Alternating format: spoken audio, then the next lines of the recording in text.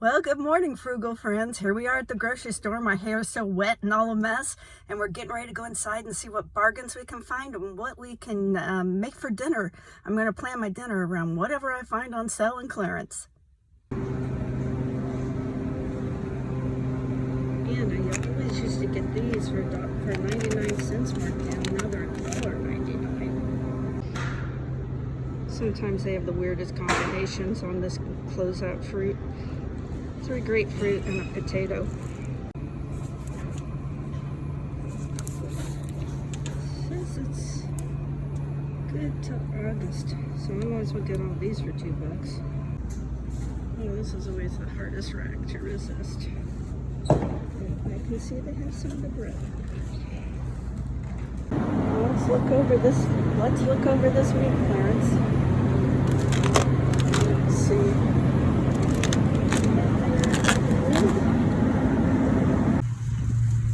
Well, I got quite a bit. Now we gotta load it up.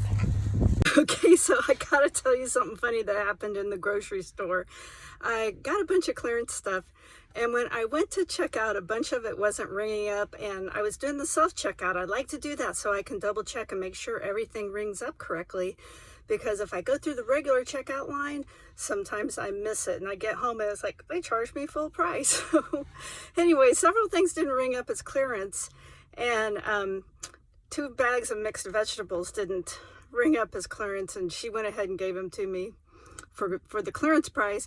And I said, I'm a real pain, aren't I? And she said, yes, you are, but at least you know it and we can agree on it.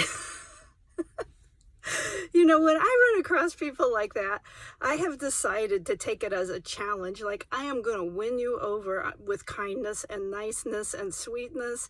I don't know what she's going through today. She was pretty cranky, but every day I see her, I am just overly thankful. And I thank her for her help and tell her I hope she has a good day.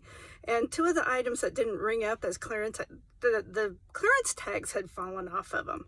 And one of them I found in the cart, and the other one couldn't be found, but she went ahead and gave it to me as clearance. And then I get out and I'm unloading my groceries.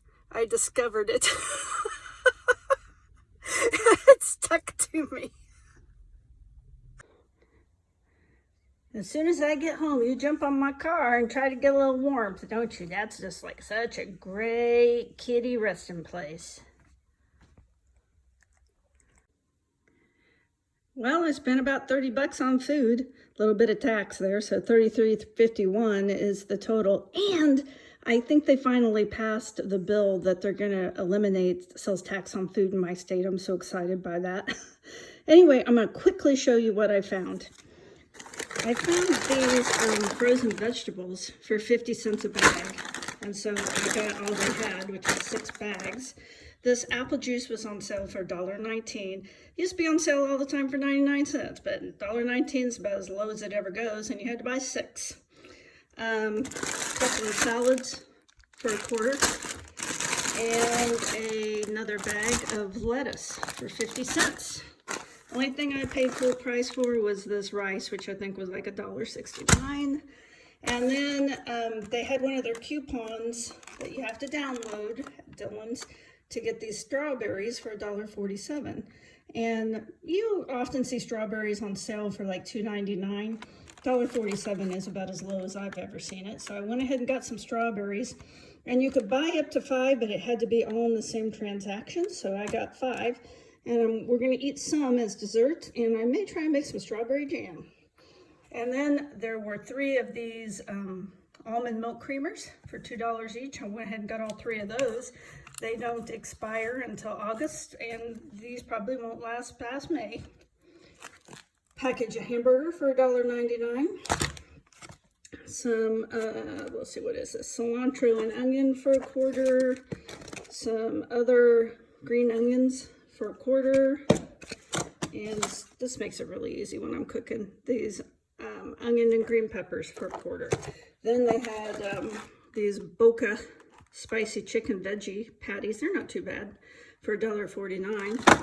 And this really odd combination of 3 grapefruit and 1 potato, which when they put in these net bags are $1.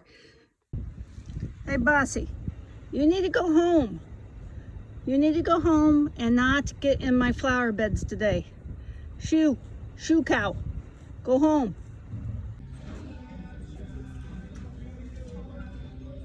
Yeah, that probably applies to me. I think we'll do some red beans and rice for dinner tonight.